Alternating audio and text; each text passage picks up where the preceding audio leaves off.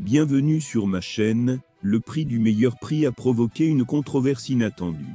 Apparemment, peu de gens s'attendaient à ce que Lionel Messi soit couronné, et les supporters madrilènes ont été surpris d'apprendre les détails du vote.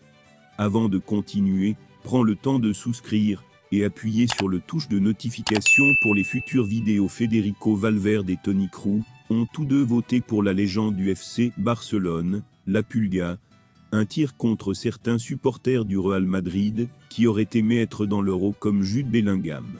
Grâce à ces deux votes, et bien sûr à des dizaines d'autres, Messi a remporté un trophée. Cependant, lors de la saison post-Coupe du Monde 2022, il sera difficile de trouver de gros calibre pour le joueur argentin. Erling Haaland et Kevin De Bruyne, quant à eux, ont réalisé une formidable saison à Manchester City mais repartiront, bredouilles de la cérémonie. Alors que l'Inter Miami se prépare à ouvrir son calendrier de football contre le Salvador vendredi prochain, Lionel Messi et d'autres pourront se peaufiner lors d'un match amical contre l'Argentine.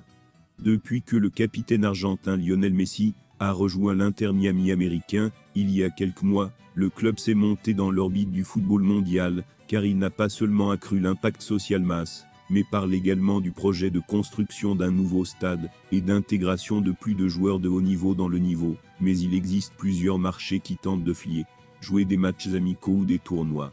Dans cet horizon d'équipes cherchant à défier l'équipe de Messi, vainqueur du meilleur prix, il y a quelques jours, nous vous présentons le sable de notre pays. Nous parlons aussi d'un éventuel match contre Newell's Old Boys, et il a un joueur spécialiste de Rosarino.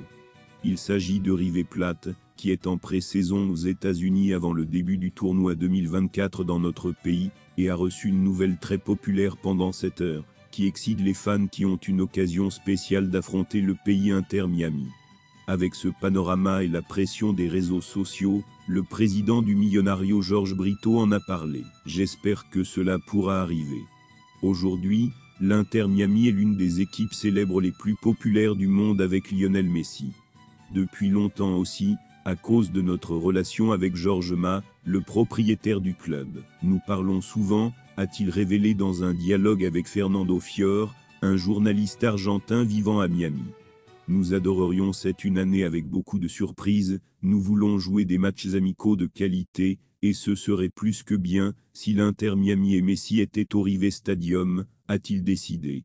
Le problème est que, l'on envisage la possibilité que la confrontation entre les deux hommes soit un double match, c'est-à-dire que l'un se jouerait au stade Monumental, et l'autre au stade de l'Inter Miami.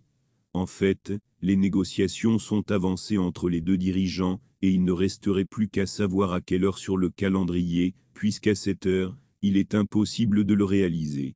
Alors qu'il s'entraîne dans la ville de Miami, avec son ami Luis Suarez, Lionel Messi a déjà confirmé son programme pour la première moitié de l'année, tant avec son équipe qu'avec l'équipe nationale.